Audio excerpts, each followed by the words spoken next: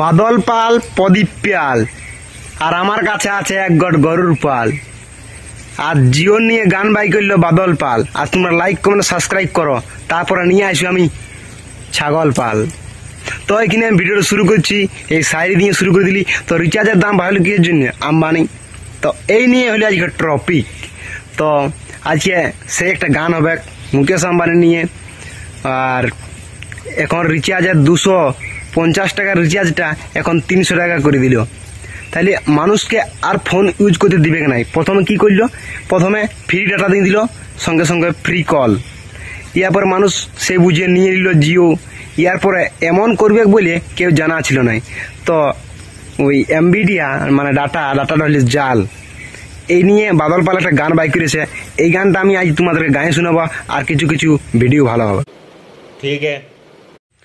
পৃথিবীর সবচেয়ে বড় এবং ধনী লোক হল মুকেশ আম্বানি।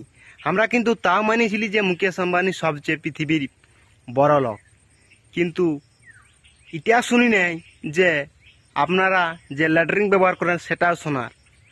বিয়া করতে গেছে গাড়িটি যাকে সোনার, ও জামা কাপড় সব সোনার।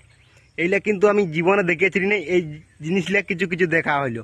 আমার আম্বানির পাশেই বাড়ি হইল।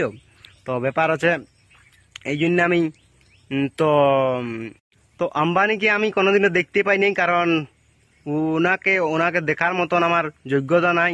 তো ব্যাপার আছে যে আমি আম্বানির কাছে ক্ষমা চাইছি এবং গোটা পৃথিবীর লোক ক্ষমা চাইছে যে রিচার্জের দামটা কম করে দাও।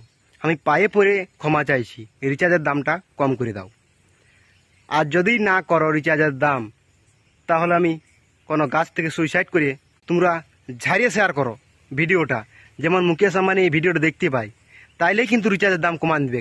এটা তোমাদের রইল, ভিডিওটা ভাইরাল করা তোমাদের রইল। তোমরা এইটা যদি করতে পারো তাহলে রিচার্জের দাম একদম কমবে, 100% গ্যারেন্টি। তো তোমরা বেশি দেরি না করিয়ে ভিডিওটা ঝাড়িয়ে শেয়ার করো আর সাবস্ক্রাইব করে রাখো আর এরকম ভিডিও দেখার জন্য। তো গানটা আমি শুরু করি। আম্বানির বেটার বিয়া হইল, রিচার্জের দাম বাড়ান দিল।